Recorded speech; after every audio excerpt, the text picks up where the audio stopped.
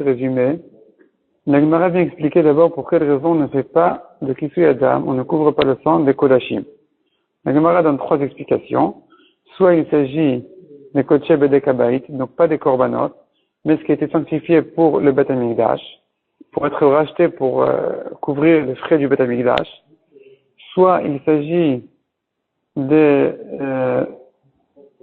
soit on dira que il s'agit toujours de ce même cas-là, simplement la raison pourquoi on ne fait pas de Kisui Adam, c'est parce qu'il faut racheter l'animal avant de lui couvrir son sang, de manière à ce que la shrita soit une bonne shrita. Or, la Torah dit de faire la shrita et immédiatement de couvrir son sang. Donc s'il y a une étape entre les deux, comme ici, comme le rachat, eh bien, c'est pas concerné par cette mitzvah-là. Et d'ailleurs, la Gemara dit qu'en s'appuyant sur cette réponse-là, en suivant cette réponse-là, on pourrait comprendre que même dans les korbanot c'est pareil, puisque il faut retirer le sang du misbéach avant de le couvrir, donc c'est pas concerné par cette mitzvah-là qui dit qu'immédiatement après la shrita, on puisse couvrir le sang. Troisième explication, c'est de dire que la Torah dit chaya ou off.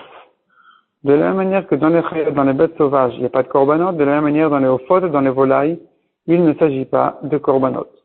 Donc ça fait trois explications. La première, on l'a vu déjà hier, et deux nouvelles de ce daf-là, d'ici de daf Dalet, pour comprendre que dans les kodashim, on ne couvre pas leur sang. La Gemara ensuite demande on devrait dire que Behema bichlal chaya. Quand la Torah dit chaya, de couvrir le sang des bêtes sauvages, ça inclut aussi les Behemot. Répond la Gemara, non, on a un passage qui dit que le sang doit être versé comme de l'eau. Le sang des Behemot est versé comme de l'eau, donc on ne le couvre pas. De la même manière que l'eau, on ne la couvre pas.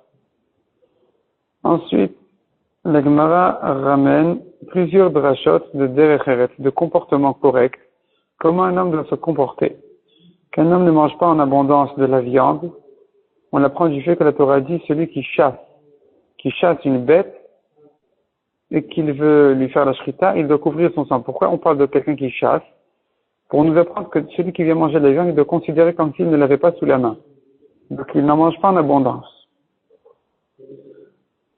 Ensuite, on fait encore des drachot dans ce sens-là aussi, de se retenir un petit peu, de ne pas dépenser, ne pas gaspiller toutes ces bêtes pour leur faire la shrita et manger leur viande, de ne pas non plus dépenser son argent pour acheter des animaux au marché pour leur faire la shrita et les manger.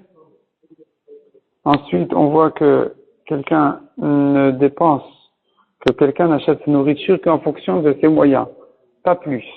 Donc chacun, plus il est riche, plus il peut dépenser. Mais finalement, la Gemara dit que non, il faut faire attention à sa santé et donc manger correctement, sans rapport avec ses moyens. Encore, on a quelques psukim qui disent de s'habiller, c'est-à-dire que quelqu'un achète, il est conseillé de s'acheter des moutons et des brebis pour avoir de la laine pour ses habits, pour avoir du lait, pour avoir de la parnassa. D'ailleurs, la Gemara dit que ça donne de la richesse, justement les petits bétails. Il faut habituer ses enfants de ne pas se gâter trop dans la nourriture, de manger simplement, de manière à ce qu'il n'ait pas de problème ensuite. Donc ensuite, la Gemara revient justement à la richesse des moutons. On parle aussi de l'eau tiède. De l'eau tiède, c'est dangereux, à condition que ça n'a jamais bouilli et que c'était mis dans des récipients en métal et aussi qu'on n'a pas mis d'épices pour leur donner du goût. Sinon, il n'y a pas de problème.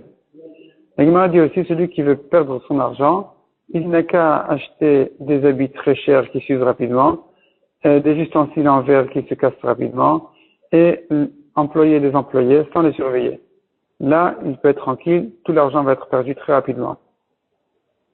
Ensuite, la Gemara dit, un homme doit faire attention, en général, de dépenser pour sa nourriture un peu moins que ses moyens, pour ses habits autant que, c'est-à-dire les dépenser à sa hauteur, à la hauteur de ses moyens, et pour sa femme et ses enfants même plus que ce qu'il peut. La Gemara ensuite rentre dans le sujet de celui qui fait la shrita pour un malade pendant Shabbat. Est-ce qu'il doit couvrir son sang ou pas? Au début, la Gemara elle ramène Rav Hina qui disait qu'il faut couvrir son sang, mais la Gemara repousse en disant, en amenant la preuve d'une braïta, que la shrita qui a été faite pendant Shabbat, eh bien, on n'a pas besoin, on ne couvre pas son sang. Au contraire, c'est interdit de couvrir le sang parce que la mitzvah de Kisui Adam ne repousse pas le Shabbat. Même dans le cas où la shrita a été faite, a été permise, elle a été faite pour un malade, mais le sang, on ne peut quand même pas le couvrir pendant Shabbat.